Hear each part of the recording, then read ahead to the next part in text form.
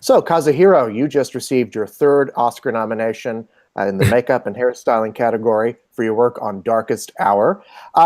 When you first got the call that says, we want you to come and work on this movie, and you're going to Hmm. be turning Gary Oldman, of all people, into Winston Churchill, Right. what was the first thought that came through your mind? Um, so Gary contacted me through email that if I can work on this film, and I soon realized that they don't look each other at all. So I knew it's going to be really difficult to pull it off, but I wanted to think a little bit. So because I was kind of retired from film industry, so I asked him give me for a week, and then I gave him answer that I will take this job. I'm glad you came out of retirement. Thank you.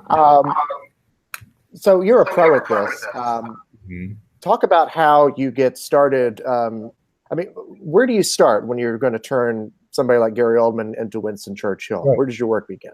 Yeah. So the first thing is take a bunch of photographs of him and also head cast. And also we did a 3D scan of his body to make a bodysuit. And the starting point is I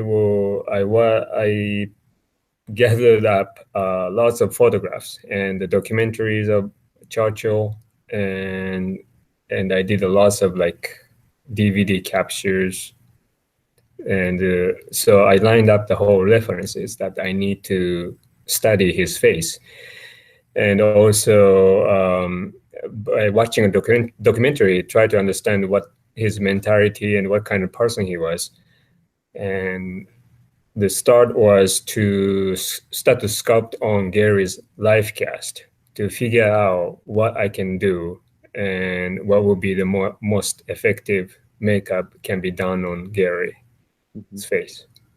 In your research, what were some of the distinguishing features about Churchill that you zeroed in on as things that, okay, yeah, this is really important to capturing this man? Yeah, it's the difficult part. Like when I study both faces, almost like Gary is like a almost like a greyhound, and Churchill is like a bulldog, and quite different. And so it didn't work if I just simply put a Churchill's face on top of Gary's face, because it will become kind of grotesque. Like a Churchill has like a kind of piggish nose and overweight, and also he had a bad teeth, so his face is kind of a short in a vertical way.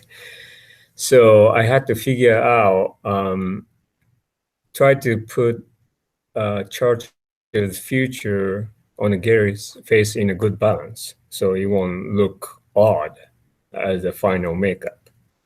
So and I don't I didn't like kind of simply put the Churchill's nose on Gary, not like that way, but I have to adjust a form and everything to fit on Gary's face.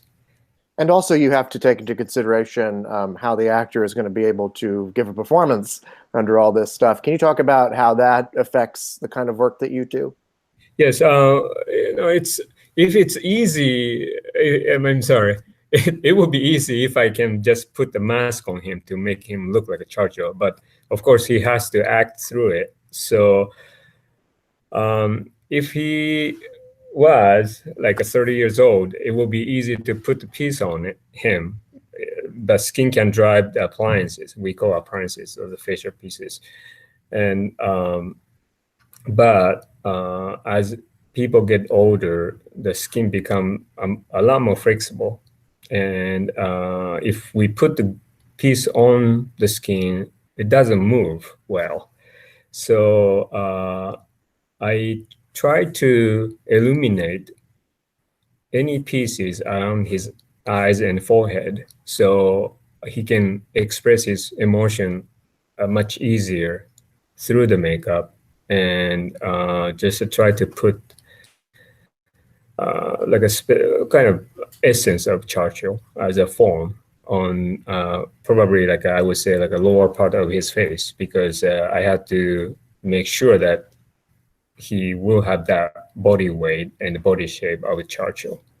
Mm-hmm. What kind of guidance did you get from the director, Joe Wright, in your work? Yeah, Joe, at the beginning, he wanted to see a 3 different version of the makeup, like light, medium, and heavy. And that was his request. And we were trying to figure out what would be the best approach through these test makeup. And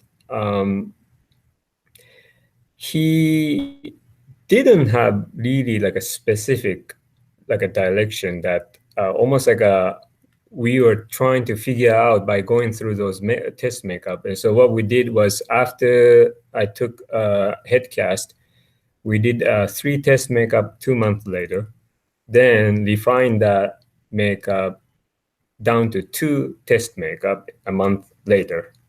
And that was pretty much like a final design on the 5th one we did on Gary, and then we brought that to London to do a film test. Mm-hmm.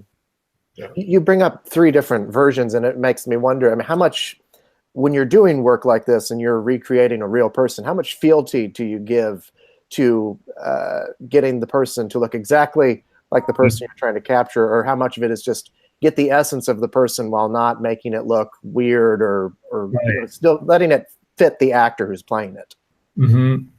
It's quite tricky, because the likeness is the most one of the, I would say, the most difficult makeup to do, because you know, if they look each other, it's good, but since they look totally different, it's very easy for me to come up with 10 different answers.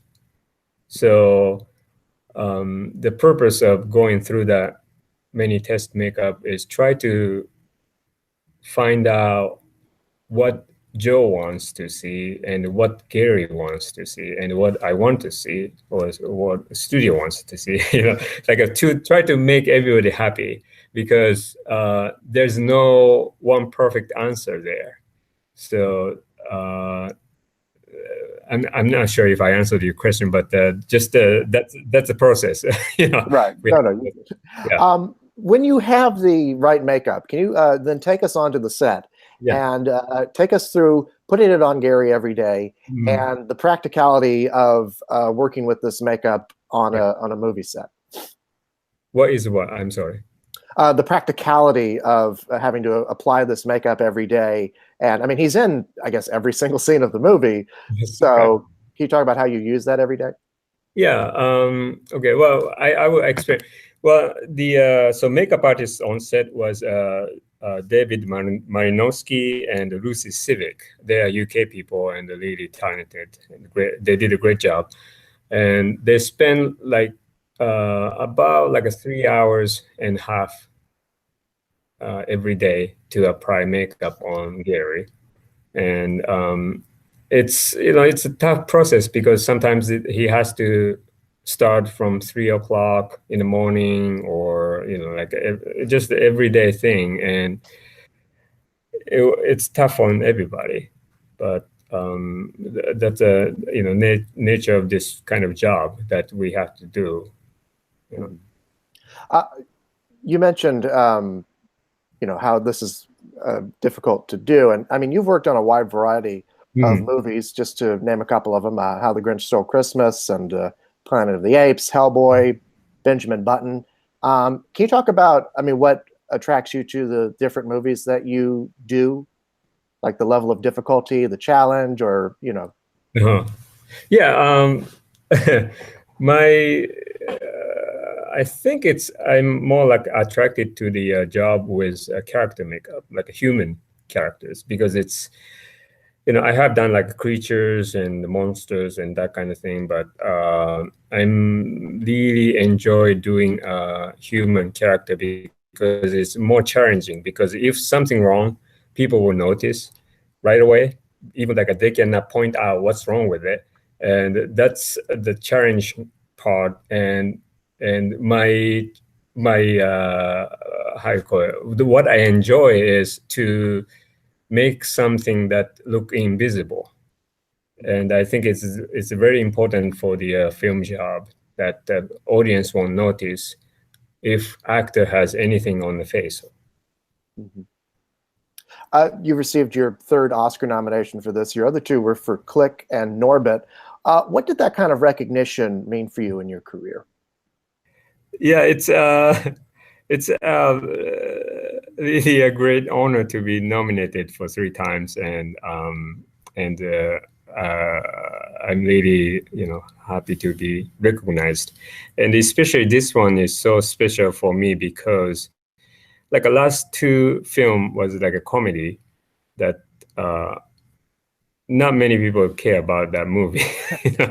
But this one is such a amazing film, and Gary is just amazing, and the great part of that is just and we forgot that was Gary. He became he became Churchill, and also great that he is recognized by many awards and everything. Like he deserved that before, and that's I'm proud of that, to be a part of it. And I'm really happy for him. And now that you're out of retirement, do you have any plans to make any other movies? Well, maybe. I'm not sure. But my main focus, yeah, my main focus is to work on fine art, and that doesn't change. But if there's some interesting job, like if I can just do a design or something that I would like to do, I might, but I'm not sure. Well, thank you so much, and congratulations on your work and on the nomination. Pleasure talking with you. Thank you.